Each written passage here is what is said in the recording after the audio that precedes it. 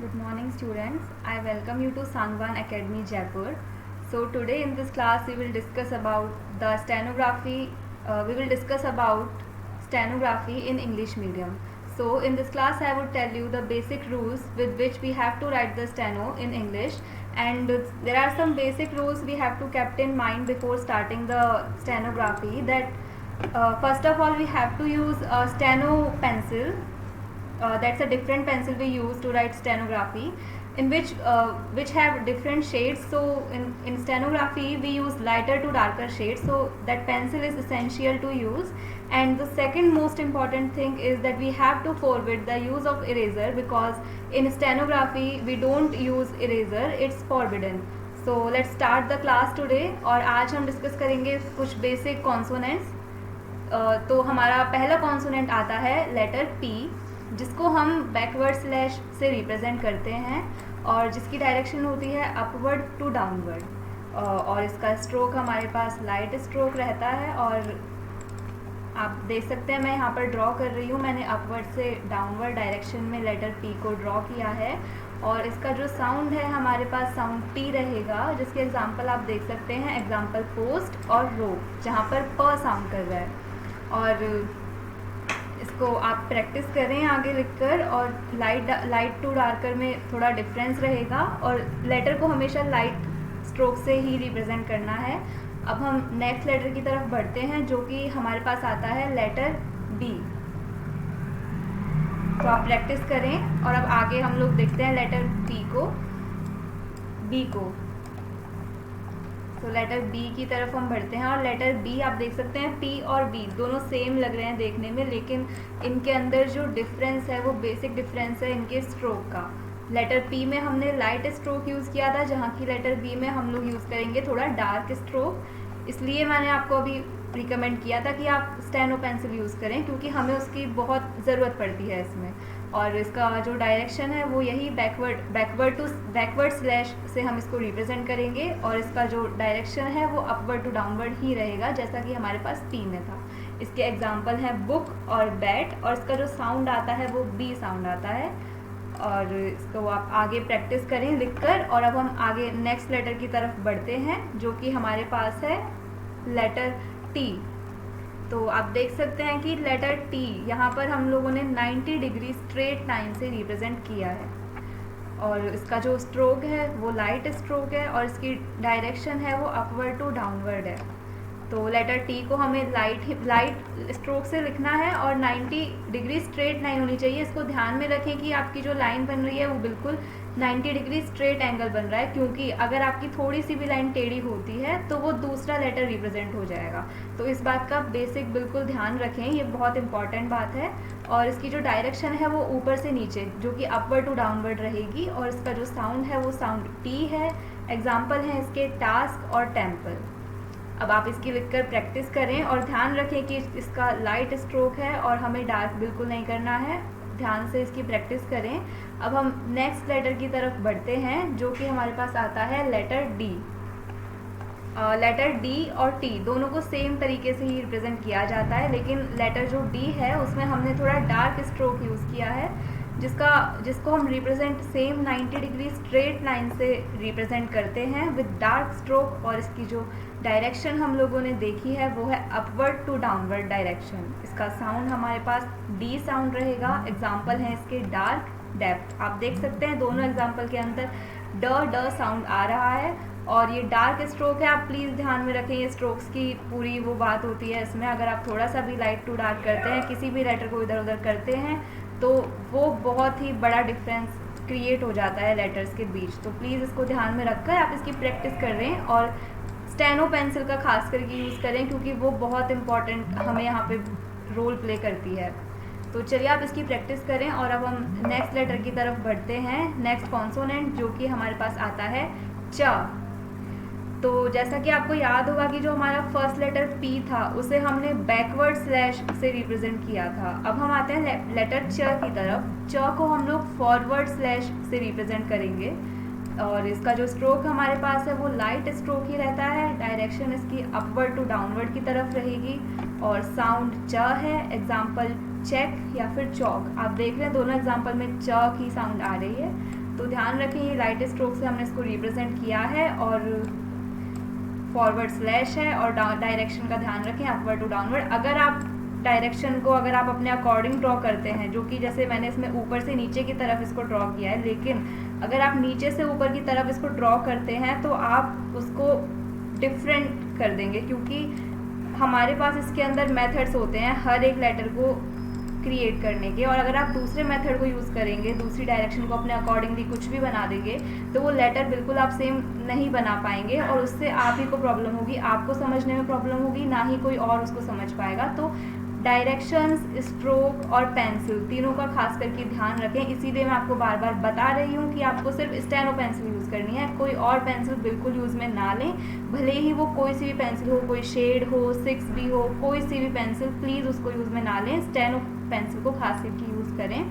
और इरेज़र का यूज़ बिल्कुल कम से कम करें, बिल्कुल यूज़ नहीं करना है। आप ट्राई करें कि आपको पेंसिल की ज़रूरत इरेज़र की ज़रूरत पड़ ही नहीं रही है।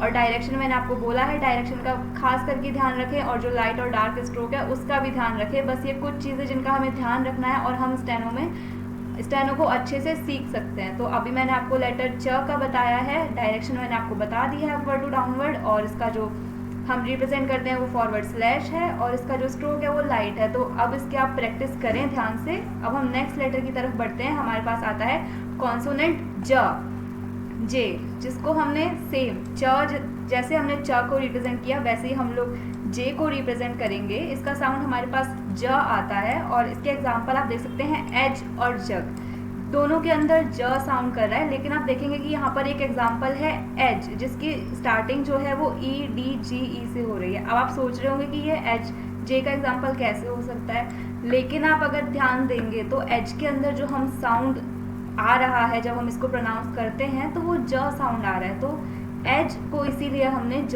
के एग्जांपल्स में लिखा है, और इसकी आप देख सकते हैं हमने इसको फॉरवर्ड स्लैश से रिप्रेजेंट किया है, और ख़ास करके इसका डार्क स्ट्रोक है, इसको ध्यान में रखें। अगर आपने लाइट क्रिएट किया तो वो च बन जाएगा और उसका मीनिंग चेंज हो जाएगा, और इसकी डायरेक्शन अपवर्ड टू डाउनवर्ड ही रहेगी हमारे पास, और सेम लेटर्स हैं, बस स्ट्रोक का डिफरेंस है, ध्यान रखें और उसकी प्रैक्टिस करें। अब हम नेक्स्ट कॉन्सोनेंट की तरफ बढ़ते हैं। अब हमारे पास आता है कॉन्सोनेंट के, इसका साउंड है क से काइट, किंग। आप दोनों एग्जांपल में देखिए क साउंड आ रहा है, क से काइट और किंग, और इसकी जो हमारे पास डायरेक्शन है वो हॉरिजॉन्टल स्ट्रेट लाइन रहेगी। आपको याद होगा हमने टी को ड्रॉ किया था, उसमें भी हमारे पास 90 डिग्री लाइन थी जो कि बिल्कुल स्ट्रेट थी, लेकिन वो वर्टिकल लाइंस थी दोनों टी और डी के अंदर। लेकिन जब हमने क को रिप्रेजेंट किया है तो वहाँ पर हमने एक हॉरिजॉन्टल लाइन का यूज़ लिया है, और जिसका स्ट्रोक लाइट है, और डायरेक्शन आप ध्यान देंगे लेफ़्ट टू राइट है, राइट टू लेफ़्ट आपको बिल्कुल नहीं लिखना है। अगर मैंने बोला है लेफ़्ट टू राइट है तो वो लेफ़्ट टू राइट ही आपको लिखना है। अपने अकॉर्डिंग प्लीज़ कोई भी डायरेक्शन चूज़ ना करें, जो आपको बताया जा रहा है उसी पर ध्यान दें, और डायरेक्शंस का ध्यान दें और स्ट्रोक्स का ध्यान दें। और एक और बात मैं आपको बताना चाहूँगी कि यहाँ पर आपको कोई भी अगर जानकारी चाहिए, आपको कोई भी परेशानी आती है किसी भी चीज़ से रिलेटेड, आपको इन्फॉर्मेशन चाहिए, टाइपिंग से रिलेटेड, स्टेनोग्राफी सीखनी है, कुछ भी, तो आप हमें बेझिझक कॉल कर सकते हैं। ये नंबर मैंने आपको लिख दिया है यहाँ पर 9610155120। आप इस पर हमें कॉल करिए, मैसेज करिए, हम हमेशा आपके लिए अवेलेबल हैं। आपको कोई भी दिक्कत होती है आप कभी भी बेझिझक हमें पूछ सकते हैं। और ज़्यादा जानकारी के लिए आप हमारे सेंटर पर विज़िट करिए, जो कि सांगवान एकेडमी जयपुर है। धन्यवाद, थैंक यू। आप लेटर्स की आगे लिखकर प्रैक्टिस करें, सारे लेटर्स की, और ध्यान में रखें, बस नीचे देखिए। अब नेक्स्ट कॉन्सोनेंट है हमारे पास ग और गा। हम इन दोनों को सेम तरह से ही लिखते हैं। ग हमारे पास हॉरिजॉन्टल स्ट्रेट लाइन ही होती है, लेकिन जो डार्क स्ट्रोक होता है इसका, और डायरेक्शन वही लेफ़्ट टू राइट रहेगी जैसी हमने क में यूज़ की थी, और साउंड इसका ग है। एग्जाम्पल गेट, गोट, दोनों के अंदर ग साउंड आ रहा है, आप खुद प्रोनाउंस करके देखिए। और डायरेक्शन का ध्यान रखें और स्ट्रोक का ध्यान रखें। हॉरिजॉन्टल स्ट्रेट लाइन है, इसकी प्रैक्टिस करें लिखकर। डार्क स्ट्रोक बनाना है, लाइट स्ट्रोक यूज़ नहीं करना है। और लाइंस की जो मेज़रमेंट है उसका खास करके ध्यान रखें कि वो आप एक यूनिफॉर्म मेज़रमेंट लेंथ, आप एक यूनिफॉर्म लेंथ को ही स्टार्टिंग से यूज़ कर रहे हैं। अगर आप बार बार किसी लेटर को आप किसी लेंथ से रिप्रेजेंट करते हैं, किसी को आप किसी से करते हैं, तो वो बिल्कुल भी ठीक नहीं है। आपको एक यूनिफॉर्म लेंथ अपनानी है, क्योंकि ये सिर्फ आपको ही मदद आएगी। और इसकी जो बेसिक जो इनकी जो लेंथ होती है वो अप्रॉक्स हमारे पास होती है 8 mm टू 1 सेंटीमीटर। इससे ना ही आपको ज़्यादा छोटी लाइंस ड्रॉ करनी है, ना ही ज़्यादा बड़ी लाइंस ड्रॉ करनी है। आप अपने अकॉर्डिंग एक यूनिफॉर्म लेंथ को अपनाएं और उसी को आप पूरे जितना भी पूरी जो आप स्टेनो सीखेंगे उसी लेंथ को आपको आगे यूज़ करते रहना है। आप प्लीज़ उसको बार बार ना बदलें। अगर आप अपने अकॉर्डिंग कोई भी लेंथ चूज़ कर लेते हैं और आगे जाके आप छोटा या बड़ा करते हैं तो उसी से आपको प्रॉब्लम होगी, क्योंकि थोड़ा छोटा होने से या फिर थोड़ा सा भी लाइन का साइज़ इंक्रीज होने से उसका मतलब पूरी तरह बदल सकता है। इसलिए आप लेंथ का खास करके ध्यान रखें। आपको मेज़रमेंट बिल्कुल ऊपर नीचे नहीं करना है। अब इस लेटर की प्रैक्टिस करें और अब हम नेक्स्ट कॉन्सोनेंट की तरफ बढ़ते हैं, जो कि है कॉन्सोनेंट एफ। तो हम लोग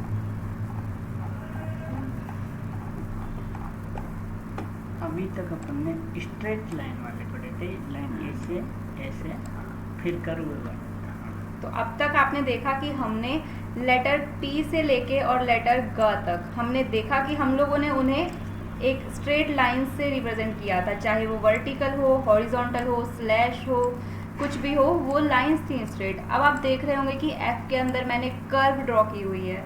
तो स्टेनो के अंदर हम दो मेथड से लिखते हैं। कुछ लेटर्स को हम लोग लाइन से रिप्रेजेंट करते हैं, वहीं कुछ को हम लोग करते हैं कर्व से रिप्रेजेंट। अब जैसे कि एक सर्कल है, मैंने सर्कल ड्रॉ किया, आप देख रहे हैं, और मैंने उसको बीच से कट किया है एक लाइन से। अब आप देख रहे होंगे कि हमारे पास सर्कल की दो साइड्स निकल कर आती हैं। एक हमारे पास लेफ्ट आर्क है और एक है हमारे पास राइट आर्क। तो इन दोनों को अब आप देख रहे होंगे कि एफ को मैंने लेफ्ट आर्क से रिप्रेजेंट किया हुआ है, और वहीं अगर मैं एक और सर्कल ड्रॉ करूँगी और उसको मैं स्ट्रेट लाइन से कट करूँगी जो कि 90 डिग्री एंगल है, तो आप देखेंगे कि लेफ़्ट साइड में मुझे एक लेफ़्ट आर्क मिल रही है और राइट में मुझे राइट आर्क मिल रही है।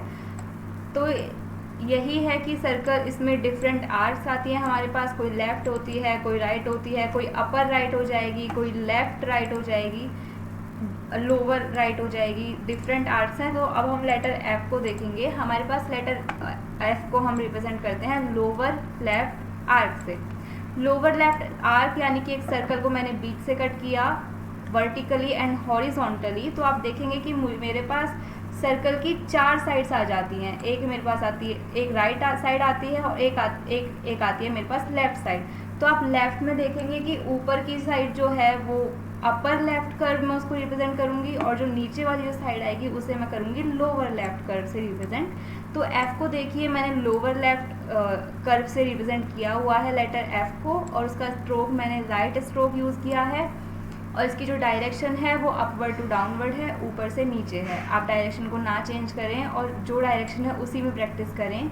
और साउंड आप देखेंगे कि एफ का साउंड एफ है, एग्जाम्पल फैन, फ्लावर। तो आप इसकी प्रैक्टिस करें। लाइट स्ट्रोक यूज़ करना है और लोअर लेफ्ट कर्व है। आप प्लीज़ ध्यान में रख के इसकी प्रैक्टिस करें। और इसका जो साउंड है वो फ है, फैन, फ्लावर आप देख सकते हैं प्रोनाउंस करके, और इसकी प्रैक्टिस करें। अब हम बढ़ते हैं नेक्स्ट लेटर की तरफ, जो कि हमारे पास आता है वी, कॉन्सोनेंट वी। तो आपने देखा होगा कि एफ को हमने लोअर लेफ्ट कर्व से रिप्रेजेंट किया था विद लाइट स्ट्रोक, वहीं हमने वी को भी सेम लोअर लेफ्ट कर्व से रिप्रेजेंट किया है, बट हमने इसको डार्क स्ट्रोक से रिप्रेजेंट किया है। इसकी डायरेक्शन वही है जो कि हमारे पास एफ में थी, अपवर्ड टू डाउनवर्ड, और साउंड इसका वी है, एग्जाम्पल वैन, वेरी, व। और डार्क स्ट्रोक है, तो प्लीज़ ध्यान रखें। और दोनों लेटर्स को सेम तरीके से ही रिप्रेजेंट किया है, लेकिन थोड़ा सा ही डिफरेंस है। इन चीज़ों को ध्यान में रखकर आप स्टेनो की प्रैक्टिस कर सकते हैं। ये लेटर है, आप इसकी प्रैक्टिस करें और पेंसिल स्टेनो यूज़ करें। बाकी आपको अगर कुछ भी डाउट होता है, किसी भी चीज़ से रिलेटेड आपको जानकारी चाहिए, तो मैंने नंबर आपको प्रोवाइड किया ही है अभी, और वो नंबर है 9610155120, सांगवान एकेडमी जयपुर। आपको कोई भी किसी भी चीज़ से रिलेटेड आपको कोई भी प्रॉब्लम होती है, कुछ भी आपको डाउट होता है, पूछना है, तो आप हमें बेझिझक कभी भी कांटेक्ट करिए। हम व्हाट्सएप कॉल हर जगह अवेलेबल है। और आपको ज़्यादा जानकारी चाहिए तो आप हमारे सेंटर पर भी विज़िट कर सकते हैं। Thank you.